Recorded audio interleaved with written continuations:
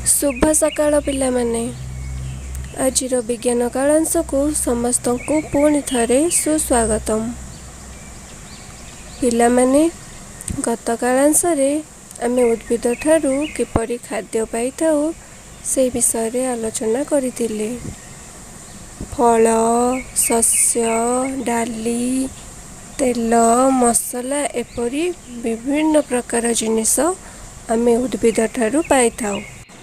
आज आमे उद्भिद ठारू अन्य केउ केउ जिनिस पाई थाउ सेगुड़िक विषय रे आलोचना करिबा। उद्भिद ठारू आमे अनेक आसबाब पत्र पाई थाउ जेपरिकी चौकी, टेबुल, खट, आलमीरा बा गडरेज,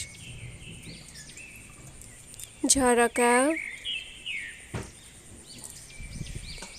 बेंच आदि अनेक आसबाब पत्र जिनिस आमे उद्भिद ठारू पाई थाउ। उद्भिद ठारू आमे पोशाक पाई थाउ। तुमे माने जानिछ उद्भिद ठारू आमे किपरि पोशाक पाऊ? आस जानिबा जे आमे उद्भिद ठारू किपरि पोशाक पाई थाउ।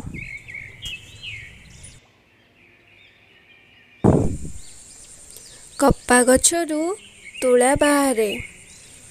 तुलारू सूता तैयारी हुए और से सूतारू विभिन्न प्रकार पोशाक तैयारी होइथाए एवं से पोशाक गुड़ी को आमे माने व्यवहार करि थाउ। उद्भिद ठारू आमे एही भली भाबरे पोशाक पाई थाउ।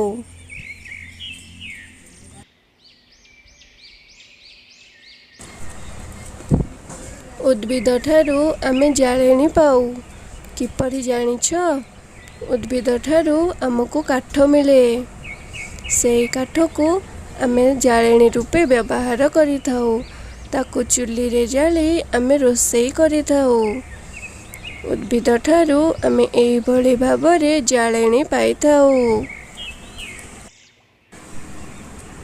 उद्भिद ठारू आमे अनेक प्रकारर औषध पाऊ। किपरि जानिछ?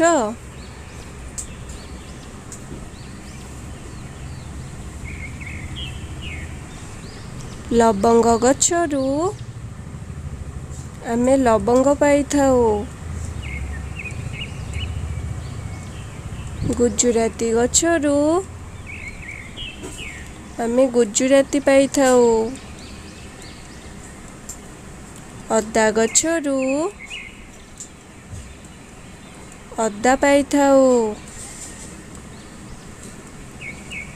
हलदी गछरू हलदी पाई थाउ।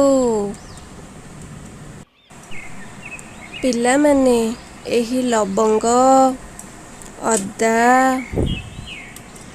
हलदी, गुजुराती ए सबु को आमे औषध रूपे व्यवहार करि थाउ।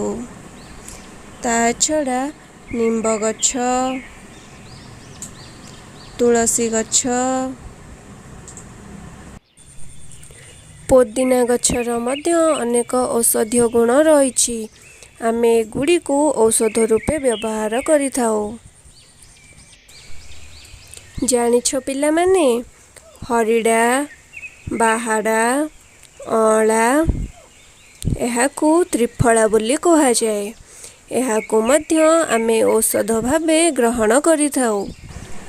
ता छड़ा शाल गछरू पत्र, दांतकाठी, मंजी एवं झुणा पाई थाउ।